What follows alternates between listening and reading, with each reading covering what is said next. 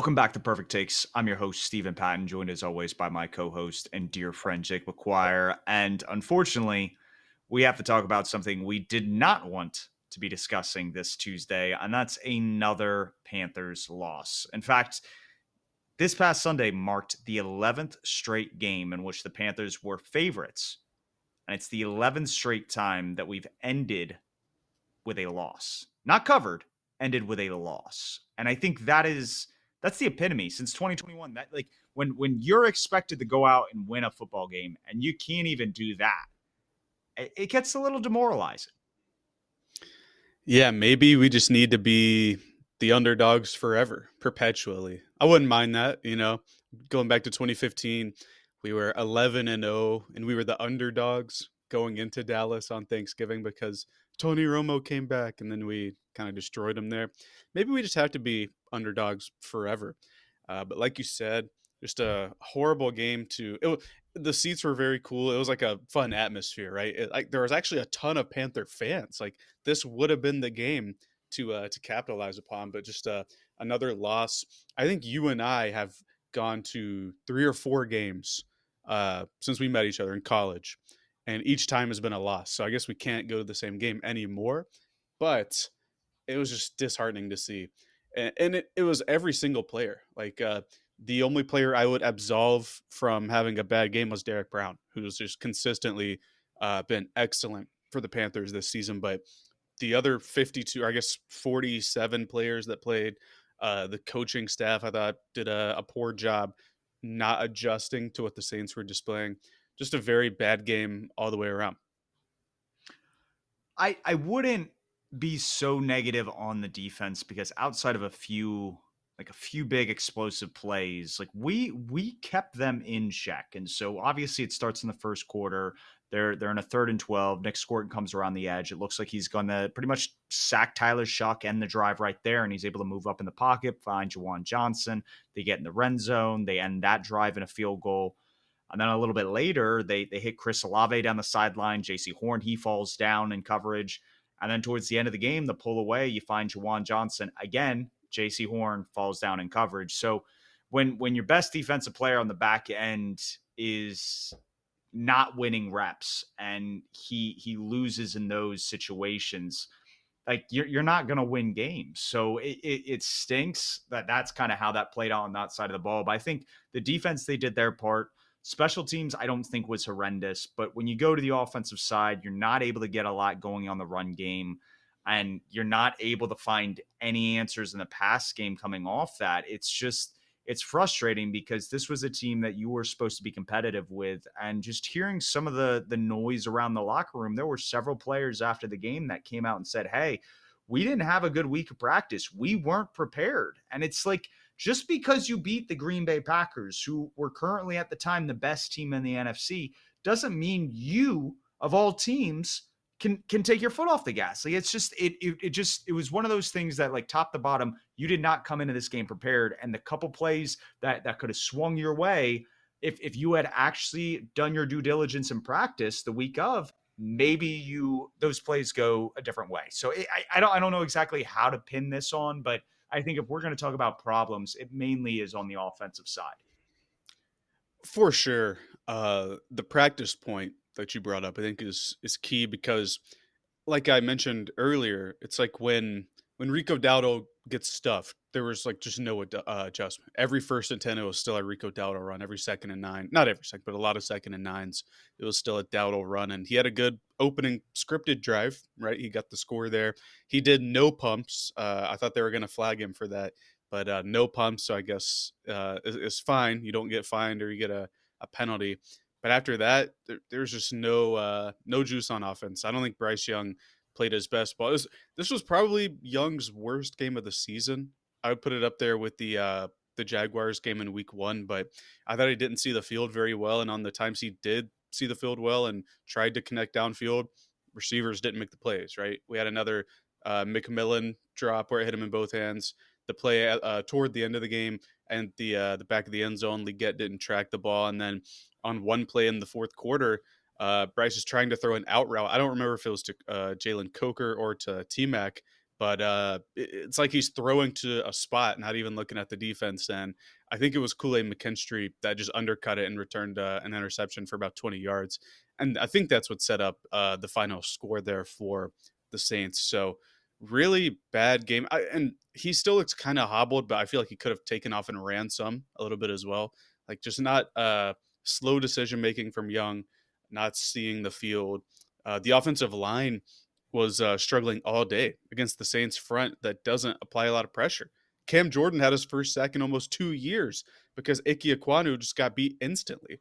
And this was a couple of times that Ike lost his one-on-ones after shutting down Micah Parsons the week before, right? So it goes back to that level of preparation. Maybe the Victory Monday thing just isn't going to work for this team because we're not at that level yet. But something has to change because even though it's a division game and records don't matter in division games, they outperformed us at every level. And if you stack up the two depth charts, I would say the Panthers have the edge in pretty much every position group. So this was just disheartening to see. Maybe linebackers the Saints have, but other than that, it was rough. We've talked about over the past month or so the Panthers kind of returning back to the keep pounding mantra, like leaning into the run game. And I think JT Sanders and Ike Ekwonu were the two guys that mainly spoke out post game, saying like, "Hey, practice did not go well. We missed on some of these blocks in practice, and it showed up again in the game." And so I think when you look at the Saints and their edge room, you look at a guy like Cam Jordan and Chase Young, those aren't small defensive ends. These aren't guys that are necessarily getting around the edge and creating all this pressure, but they're able to kind of hold their own in the run game. And so these aren't like the Dallas Cowboys or the Miami Dolphins where you can kind of bully them up front. They were able to get physical and play our brand of football. And so the fact that we didn't have an answer from that and going to that Kool-Aid McKinstry pick, it's you watch him. He's prior to the snap, he's faking like he's gonna blitz. He's gonna come from the outside. I guess Bryce Young is expecting pressure, so he just simply takes the snap, drops back, and throws it. And I mean, clearly they saw something on tape that they recognized because he dropped back to that exact spot, and that's where the ball was. And so, yeah, targeting T Mac there on the first drive, we got bailed out with a face mask or a personal foul, roughing the passer. But he threw it in the double coverage on a dagger type concept and didn't hit the wide receiver trailing. He hits the first one, and Demario Davis senses it and picks it right off. And it's just these were the errors we were seeing from Bryce Young prior to him being benched last year. And so the fact that these errors keep rearing their head and we're not seeing the explosive plays, and granted, like you said, you pointed out with Xavier Legette, T-Mac had a big major drop in this game. Those things aren't going to help you win football games. And so that goes back to what you do in practice. It goes to the execution on the field. And you got to get back to the fundamentals. I talked about how last week was the epitome of a fundamental win. You went a complete 180 from that this week against the division rival. And it's just sad to see. But again, we talk about this. This is a team learning and growing. I don't think you can just throw the baby out with the bathwater. I think we still need to see this a few more weeks play out. For sure, it's not we're not firing anybody after this win, right? It's or after this loss, excuse me. Obviously a bad game, but I think you're hitting the head on the nail there. It starts at the top, right? And the lapses in physicality at practice that they were talking about. I think the failure to adjust after I think Canales called a pretty good game in Green Bay, and then to come back with this one, it's it's difficult to watch. It makes me go back to last year, and right around this time last year is when Bryce Young took back over and was starting to play at a pretty high level. Like he was pushing the ball downfield, kind of fearless, taking care of the ball as well. Limited turnovers once he came back. We're not seeing any of that this year, and I know that Adam Thielen's not there, and maybe the trust or the chemistry isn't there between the younger guys yet. But I kind of refuse to believe that the intermediate and deep passing game is this much different than it was last year when Bryce Young was just throwing down the field. And I know Robert Hunt, the right guard, is out, but I think the protection has been adequate this year and maybe not as good as it was last year. I know the young receivers are still growing, but I like something has to change. Maybe Canales want like to a fault perhaps. Dave Canales wants the offense to be heavily run driven, so a lot of those opportunities aren't being called or aren't there. But we need to get back to what we saw at the end of last year, where you push the ball down the field, and then off of that you can build the run game. That's where Chuba Hubbard had most of his monster games. Was the pass kind of opened up the run in a way, kind of the reverse of the old adage. I don't know what the issue is, but we need to get back to that. I'd have to see the splits, and I know this is true for a lot of the other Bama quarterbacks, but they tend to do better against man coverage. And some of those instances, you look at Steve Spagnuolo, or I think some of the like the Falcons games down the stretch, you're playing a lot of like man, and you're able to just lead a receiver, and it's not so much this anticipatory like throwing into windows. And I think his clock is getting sped up over the past month or so. He's not just, he doesn't have a feel for it. And I think last year, coming off being benched, he had nothing to lose and he played a little bit more loose. And I think you got to get back to some of that if you're going to warrant being not only the starter for the rest of this year, but moving forward. Like this is now where Bryce has pieces around him where we can evaluate him. And he's definitely regressed from last year. And I wouldn't say the supporting cast has gotten worse. Like you said, protection is probably about as on par. You could argue Rico Dowdle being in the mix gives you more of an explosive running game than you had with Chuba. And T-Mac definitely makes that wide receiver room better. So it's very frustrating to see. Obviously some of this goes back on coaching, but when you started seeing some of the reporters asking questions, not only the Canales, but Bryce Young, you saw Bryce Young get heated and emotional, and Canales kind of wasn't being very specific about who was at fault with kind of pushing the ball downfield, as if almost like if we had the players to do that could execute those plays, I'd call them. But then sometimes when you turn on the film, you see that those windows are there. So you just wonder what's going on through practice, what's being talked about kind of post game and then leading up to the games. But going against the Falcons in Atlanta, this has got to be where you change some stuff because it only gets harder from here on out. Yeah, and I think to start this season, we actually tried to push the ball downfield more. A lot of misses, like T Mac being heavily covered, stuff like that. Not being able to pull in phenomenal one handed grabs, and you can't really blame the receiver for a lot of those. But we need to get back to it. And it was interesting to hear the emotion from both, well, the emotion from Bryce Young, and then the lack of, or just wanting to shut down the question from Dave Canales in his press conferences. But you talk about the Falcons, right? Obviously, we beat them 30-0 in week 3. That was our first win of the season. And they're a much different team from then. I actually think their defense has gotten better as Jalen Walker, James Pierce, a lot of the young guys, Xavier Watts, their rookie safety. I think all those guys have gotten a lot better. Michael Penix kind of the same to me. I don't expect him to be as bad as he was in week 3, but I don't think he's progressed to a super effective level. And to that point, when we played the Falcons, I think they would be 1-2 after we beat them, and then they were 3-2 after they beat the Buffalo Bills. They've lost 4 in a row. They're definitely a beatable team, and this is going to be maybe a must-win game for the Panthers going on the road again to try to rectify what happened this past week. And I think it's going to be difficult. The Falcons' defense is much more opportunistic, much more disruptive up front.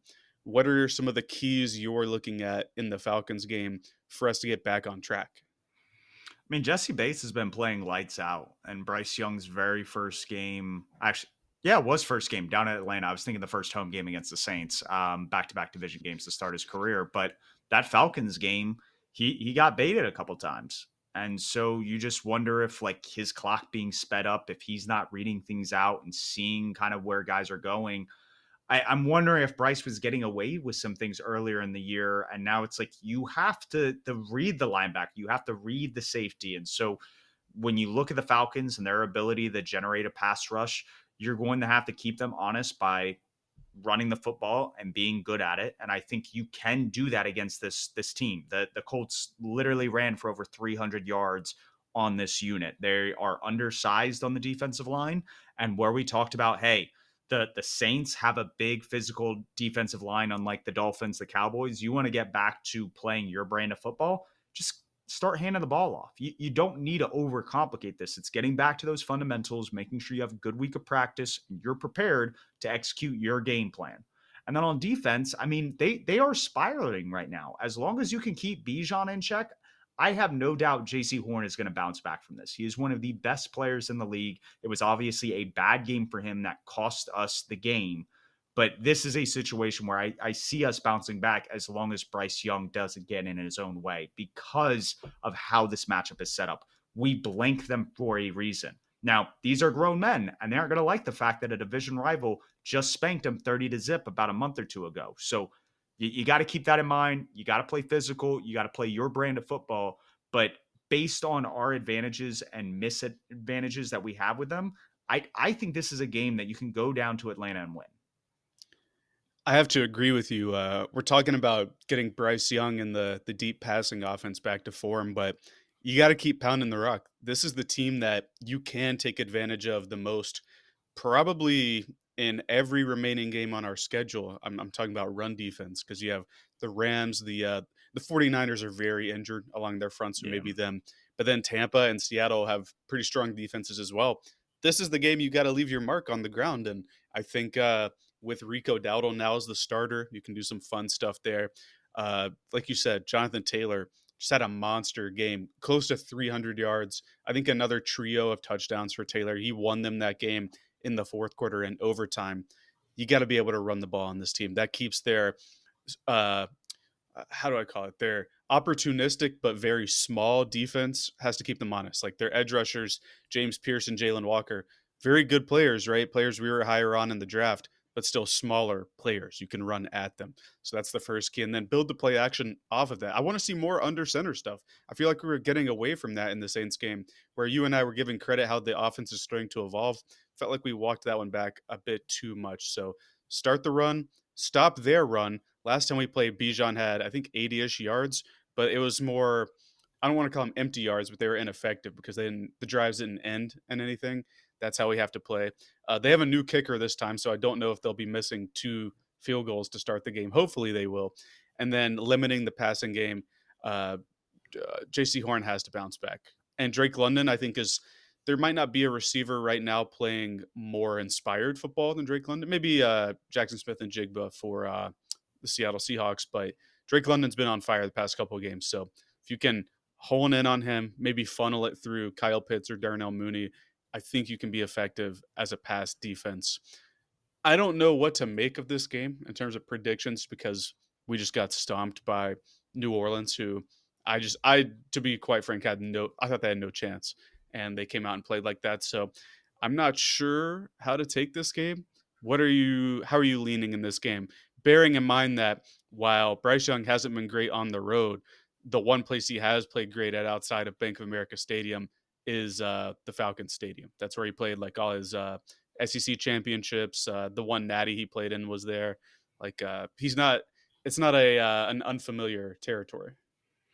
What's funny is I remember, and Cam obviously had some massive wins down at that Atlanta stadium, but there were so many times we took L's, and he played in that stadium as a college athlete, played in some, I think it was the SEC championship and the Well, Georgia he would have Dome. played in the Georgia Dome, yeah, not That's right, not the new current Mercedes stadium. Benz. So maybe that's the difference, is the change in stadium. All I'm saying is Cam never had the success against the Falcons that Bryce has had early on in his career, and I think that's exciting to see. It's nice against a division rival right down 85 that you feel confident going into a game and his performance. So, like I said, it's really just him reading things out, because there are some good players on this back end of the secondary, and they've given guys like Josh Allen and obviously last week Daniel Jones some problems. And so you want to make sure that you're avoiding those issues and you're able to play your game. And so if you get in a negative game script and for some reason the Falcons are able to go up a score too early, like I am very curious to see how Canales and this team responds, because this is where I think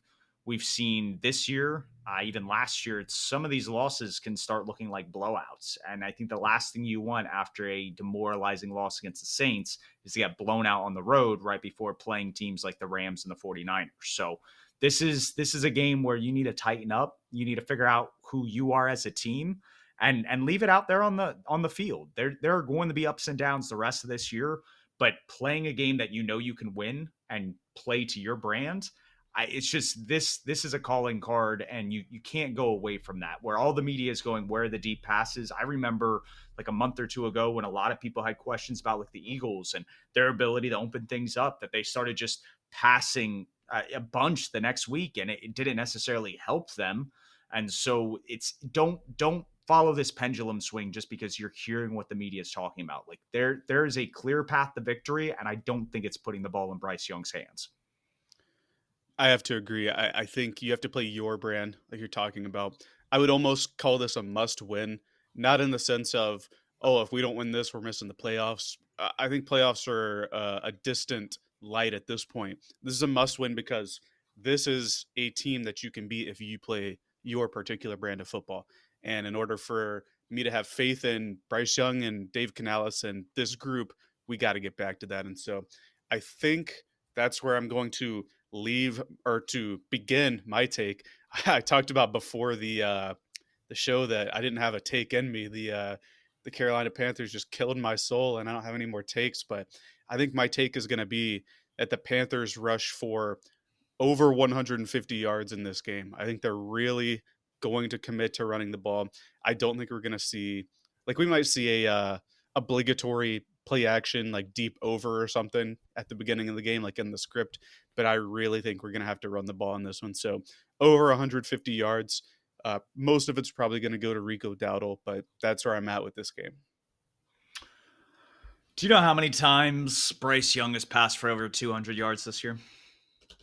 Uh, I think it's just once because I think the Cowboys game was like exactly 200 or 199 or something. But I Yeah, know it in was the Cardinals really game close. he had like 350 or something like that. Yeah, I think it was 328 when I just looked. So that's the only game, and that was a big negative game script where we had to climb back in, and he obviously was able to kind of dink and dunk, and we were able to go on some long drives. I don't see Bryce Young passing 200 yards. I don't think that's a hot take. So maybe I'll have to increase a little bit. I don't see him passing for over 150 yards in this game. Like you said, I think if you have a path to victory, it's limiting the number of possessions, playing defense, and running the football. And obviously, this continues to keep pounding mantra. This was something that the Seattle Seahawks used to do back in the 2010s when Dave Canales and Dan Morgan were on the staff. Dan Morgan was obviously a part of the team in the 2000s. This is definitely getting back to, I think, the brand of football that the Carolinas has fallen in love with over the past 20 plus years. But it's just very hard, I think, when as a fan, you know this is a quarterback driven league and you don't have a guy that can throw for that much. And it's gotten perplexing at times, just based on receivers pushing the ball down. But when you start looking at the yards per attempt numbers for Bryce Young, he's not with some great names. Another Panthers legend, Chris Winkie, he's kind of in the mix with. So that's not a Panthers quarterback you want to be talked about with. So I want to see Bryce Young take that step, but it's until he proves me wrong, that's going to be my take. I do think this is going to be a big day for Rico Dowdle. And honestly, he didn't look necessarily 100% on Sunday. You should lean in the Chuba Hubbard some too if you're having success on the running game. Otherwise, it's just got to be all Rico. What's crazy about the Bryce passing stats is that I kind of don't care if he throws for 150 or whatever yards. I just need it to be more yards per attempt and I think a further average depth of target. Like a lot of the stuff we've been Yeah. doing is underneath what we're talking about last year. He didn't throw for 350 yards per game in the second half of last year, but he was throwing 10, 15, 18 to 20-yard routes to guys like Thielen, to Xavier Leggett, to Jalen Coker when Coker was getting more involved. That's like if you can get me to 150 yards with 12 completions, I'm absolutely cool with that if we're running the ball well. I don't need him to throw for 400 yards, but we need him to push the ball down the field more. And a lot of that's on him, but a lot of it's on the play calling as well. So hopefully both he, Dave Canales, and the offensive staff can take a leap in this game and do what you got to do. But I do think it's going to be a run heavy game, like we talked about. Um, I guess I would say I think Atlanta's going to win this one because it's going to be at home, and they're reeling right now. I know Panthers Twitter. It's not like if you talk to them, it sounds like we're the 1-9 team or whatever. But the Falcons are really reeling right now, and for a team that doesn't have their first round pick, they need to start putting wins together to rationalize the trade that they made. The Falcons fans are almost asking for us to. I saw one comment like, "Yo, beat us so we can fire Raheem Morris." I'm Oh, just like, so that's the kind of crazy. Is they're the already done with Carolina that Reaper experiment? is gonna make an appearance, is what they want. I mean, yeah, like you said, he's known for big performances down in that Georgia Dome. If you're able to repeat anything close to 30 to zip, like belt to ass action that we had in week 3, like that, I think that would get Raheem Morris fired after this little like month stretch. Well, let me ask you, do you think he's more to blame, or is it the GM, Terry Fontenot, Well, I for the mean, they're current both state of this going. team? I Yeah, the but roster who would you build, say yeah, on more? him. Yeah. But so here's like obviously you go 2 defenders in the first round, but like at some point, like this being a defensive minded head coach, like you guys chose Jalen Walker and James Pierce. And obviously they've been making a couple plays over the past couple weeks, like potentially living up to their draft billing. But like to me, like you made your bed. Like these were guys that you invested in. And if you're going to send a future first round pick, like one of them's got to almost turn into a superstar like immediately. And I just why they have their moments in the pass game, these are smaller, undersized edge rushers that are going to get bullied in the run game. So if the Panthers are able to take it to you and put another 200 rushing yards on you, like you're becoming like I don't think their numbers are even close to this, but it's like almost reminiscent of like the 2024 Carolina Panthers. It's like you can't stop anybody. Mhm. Like maybe you can get after the quarterback, but if you can't stop the run game, like then who cares if they have to drop back if they can get 5 yards per carry? It's funny, there is a team, they're not approaching the Panthers numbers from last year, but the Cowboys are, looking really bad, and it's ironic because Parsons was not a great run defender, but, their defense is cratered, after trading Parsons, understandably, one of the best edge rushers in the league, but, it's funny, I see a lot of people, not just Falcons fans, kind of, rationalizing the trade and saying, "Well, if James Pierce is gonna continue to play like this, the trade was worth it," but I don't think Then you so should when have you s drafted James Pierce 15th yeah. overall and just let Well, Jalen Walker fall, like or trade and back. to trade away a future first when I still am not sold on Michael Penix as, like, a franchise quarterback at this point, I think that's where my hang up is. I think he's a little bit better than he was last year. He's not, like, wowing me with throws or anything, right? Like, I'm to this point, I'm convinced on Jaden Daniels, you know how I feel about Drake May, and I think Caleb Williams has come a long way to the point where he's at least a starter. But after those 3, it's, uh it's tough to convince. Well, Bo Nix, I know, can at least operate a system, a Sean Payton system. So I guess I would put him next. But Penix and McCarthy still haven't shown me anything. No, and I agree with you on that front. I would say right now it's like Bo Nix, Caleb Williams are at like that starter precipice where it's like if they develop a little bit more, then it's like maybe you're cooking with something.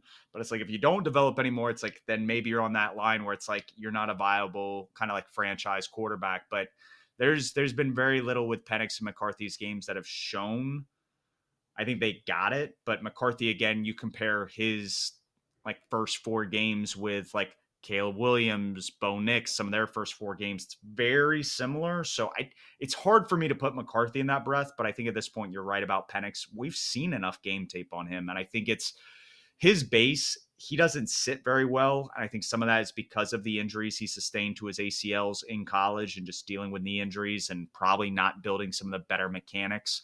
And so that's where the arm sprays come in. He's got a really strong arm, but if you're not able to accurately throw at this level, it just impacts everything you're able to do. And because again, going back to those injuries, you're not a special athlete. It's like, what do you bring to the table? And so you're right about the Falcons. Like you're in a situation here where you're going to be in the bottom of your division. You have all these investments on both the offense and defensive side of the ball, and what to show for it. Like you're going to have to start at ground zero again, trying to find that quarterback to make this kind of window work for you because Bijan Robinson and Drake London, they aren't getting any younger.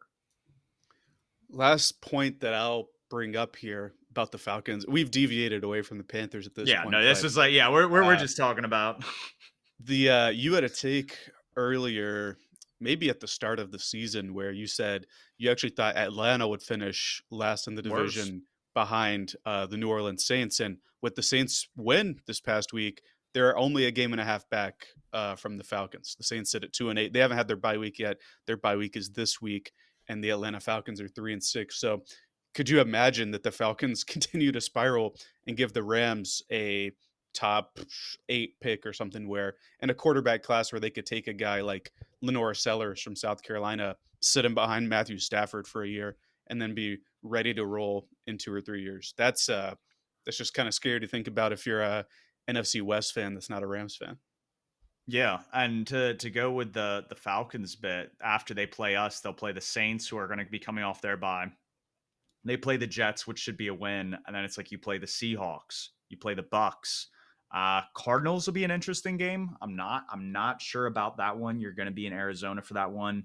It seems like the battle of like two mid or two ass teams. I don't know exactly how to go with that. And then you have the Rams and the Saints to finish up. So if Saints split and the Falcons lose pretty much everything else outside of that Jets game, it's very possible if the Saints find a couple avenues. I think we talked about it a couple weeks ago. They're playing like the Titans and some of these other bottom three teams towards the end of the year that could kind of impact who gets the first overall pick. So it's very possible the Falcons are handing a top 3 pick to the Rams. If so, I think a guy like that starts a lot faster. I don't know if they even sit a year or two behind. Like this may be Stafford's last hurrah, but we'll see about that as we move in the next offseason. Well, oh, as we move into next week too, because I think it's a perfect way to wrap this up. After we go to Atlanta, we go to San Francisco on Monday Night Football, and then host the LA Rams. So we'll get a look at Stafford sooner rather than later. But until then, until next week, you can find us on Twitter, Spotify, Apple Podcasts, wherever you get your content. Hopefully, next week's episode doesn't start as dour as today's did, but we'll have to see. And until then, keep pounding.